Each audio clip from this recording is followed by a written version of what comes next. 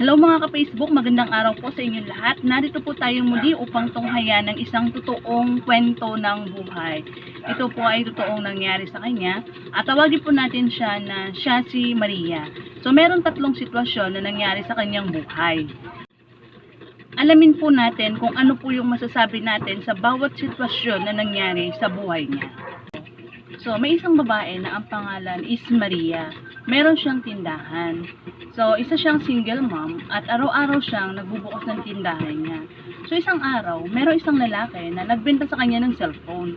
So, tinawaran niya yung cellphone. Binibenta kasi siya ng 1,200. Kaya lang, ang sabi ni Maria, wala akong pera, 500 lang ang pera ko eh. So, ngayon, pumayag naman yung nagbebenta ng cellphone. So, ibinigay ang 500. So, ngayon, binigay sa kanya yung cellphone. Ang nangyari, paglipas ng isang oras, may mga barangay na dumating.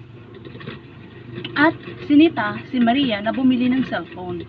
At pinagalitan siya ng mga taga-barangay. Ang sabi ng mga taga-barangay, hindi mo ba alam na nakaw yung binili mo? Alam mo ba na ikaw pa ang makakasuhan dyan? So ngayon, nagpunta sila sa barangay. Isinama si Maria. Ngayon, umiiyak si Maria. Bakit ganon? Ako yung kakasuhan, ang sabi ni Maria. Samantalang bumili lang naman ako ng cellphone at tinawaran ko lang.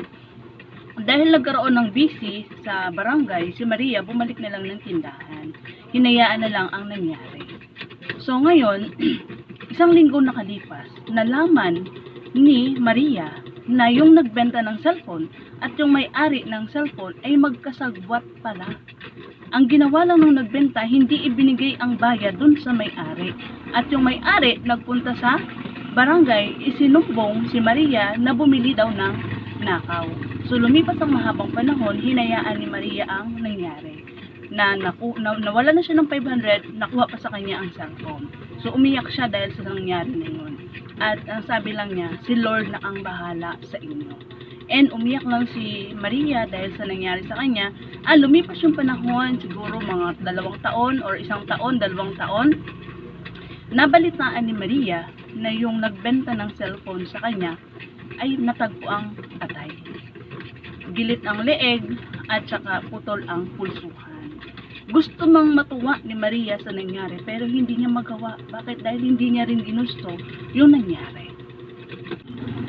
At lumipas pa ang ilang buwan, nabalitaan naman ni Maria na ang may-ari ng cellphone na nagbenta sa kanya, na nagpabarangay sa kanya, ay natagpuan ding patay.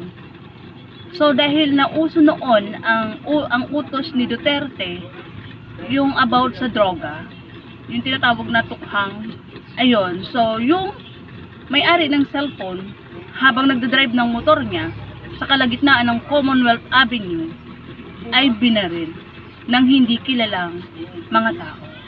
So ito lang yung tanong ko, totoo ba talaga yung karma?